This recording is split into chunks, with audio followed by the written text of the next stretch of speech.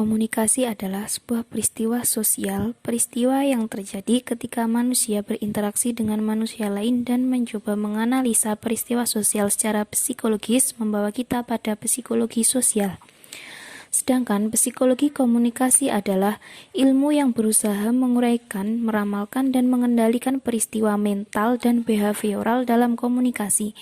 Peristiwa mental adalah internal mediation of stimuli sebagai akibat berlangsungnya komunikasi, sementara peristiwa behavioral adalah apa yang nampak ketika orang berkomunikasi. Pada psikologi komunikasi kelompok, kelompok itu sendiri diklasifikasikan menjadi 4. Yang pertama, kelompok primer dan kelompok sekunder. Kelompok primer secara sederhana, meskipun kita menjadi anggota banyak kelompok, kita terikat secara emosional pada beberapa kelompok saja. Sedangkan kelompok sekunder merupakan kebalikan dari kelompok primer, yaitu hubungan kita dengannya tidak akrab, tidak personal, dan tidak menyentuh hati kita. Kedua, yaitu in-group dan out-group. In-group adalah kelompok kita, dan out-group adalah kelompok mereka. Ketiga adalah kelompok keanggotaan dan kelompok rujukan. Kelompok rujukan merupakan kelompok yang digunakan sebagai alat ukur untuk menilai diri sendiri atau untuk membentuk sikap.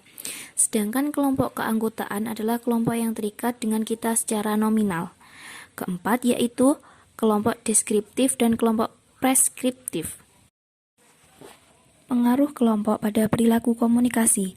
Pengaruh yang pertama yaitu konformitas. Konformitas adalah perubahan perilaku atau kepercayaan menuju kelompok sebagai akibat tekanan kelompok yang nyata atau yang dibayangkan. Faktor-faktor yang mempengaruhi konformitas merupakan interaksi antara faktor personal dan situasional. Yang termasuk faktor personal yaitu usia, jenis kelamin, stabilitas emosional, kecerdasan, dan motivasi. Sedangkan faktor situasional antara lain kejelasan situasi, konteks situasi, cara menyampaikan penilaian, karakteristik sumber pengaruh, ukuran kelompok, dan tingkat kesepakatan kelompok.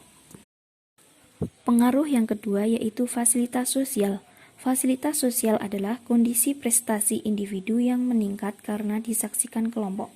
Fasilitas menunjukkan kelancaran atau peningkatan kualitas kerja karena ditonton kelompok. Kelompok mempengaruhi pekerjaan sehingga terasa lebih mudah. Pengaruh yang ketiga yaitu polarisasi. Ada kecenderungan orang justru membuat keputusan lebih berani ketika mereka ada dalam kelompok.